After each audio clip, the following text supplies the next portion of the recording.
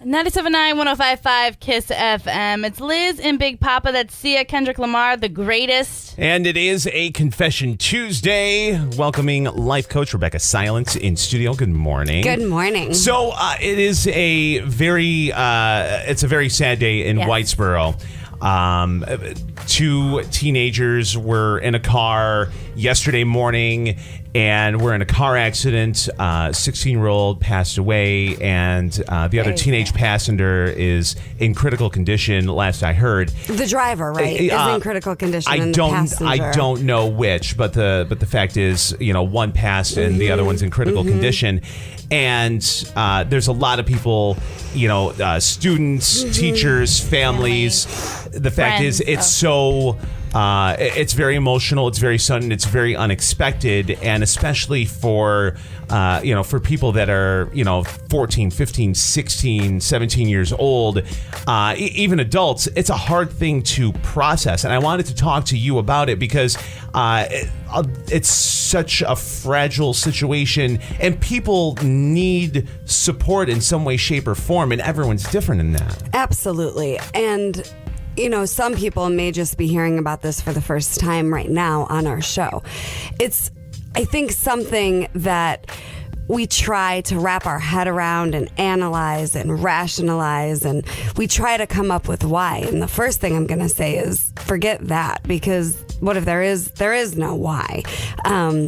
My second school counseling job was in the Columbine community in Littleton, Colorado. Are you serious? Yeah. I never knew that. Did you not know that about me? No. Yeah, I was the counseling department head for the middle school that fed into Columbine.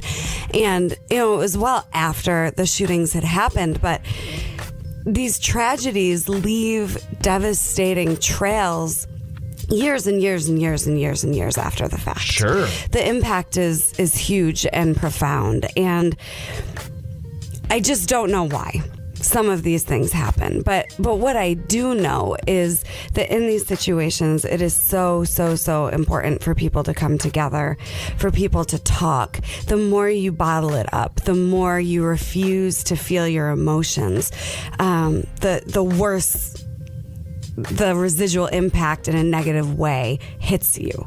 So if people can come together, if people can talk about it, if you can use this experience as a way to learn for yourself how to be really careful, because unfortunately some choices were made that led to destruction. And how often are we careless? Right? Adults included. How often are we careless with ourselves? How often are we careless with other people, crossing our fingers and hoping that something bad doesn't happen? We're all guilty of that. So we can use this experience and this as an opportunity to be more careful with each other than ever. Because if we're not, what's the cost? So I want to encourage people to be careful with each other, be careful with yourselves, talk about it. Unfortunately, there is no why. It's just a horrific tragedy. If you're a parent and you don't know any of the two that were involved, but your child does, and you see your child struggling, do you have any word of advice for a parent who may have a child who knows them?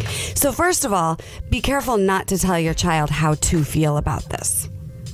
I think that's one thing that parents can be guilty of. All right, so, this is a sad situation, or this is a scary situation, kind of putting words in your child's mouth. What you can do is just tell your child that you love them so much and ask them, how can I support you? Do you want me to listen? Do you want a hug? Do you want to go out in the woods and scream your head off? How can I help? What can I do to support you? And then ask them if they have any questions. What questions do you have? And then also finally ask them, do you want someone to talk to about this that's not family, that you can just be real with in a safe space? But don't tell them how to feel.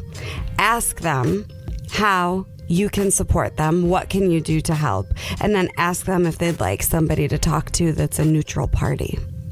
And I know that the school has, grief counselors coming in and whatnot.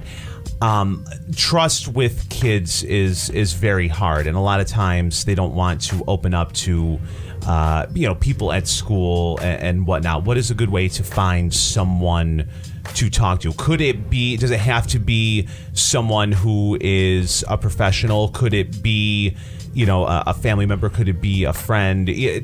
I'm trying to look at all the different angles. Whoever your child feels most comfortable with. It definitely doesn't have to be anyone specific. Your school counselors should have lists of local resources of counselors and therapists and even social workers in the community. I think that neutral, objective party can be very helpful, but just opening up the possibility and being positive about that it's actually a good thing to talk to somebody. The other thing that parents and adults can do is just model actually feeling their grief and feeling their emotions. Don't think that just because you're the adult, you have to be stoic and that you're not supposed to feel anything. You modeling that feeling our way through this is the only way we're going to heal it is critical, because the kids, even if they're teenagers in high school, they're watching the adults around them and how they're handling this situation and learning from the adults how they should respond. Life coach Rebecca Silence, inspiredresultscoach.com. Thank you. If there's anything I can do, feel free to email me off of the website, inspiredresultscoach.com, or give me a call. It's a very difficult situation for all of us. I live in Whitesboro. So sad to wake up to this. And what we can do is we can come together, we can love each other more, we can love ourselves more, and we can think about how important it is to be careful with people we care about and to make choices that take care of ourselves and other people instead of just crossing our fingers and hoping that I can get away with this careless decision. You helped a lot of people today. Thank you. Thank you. Rebecca Silence, inspiredresultscoach.com.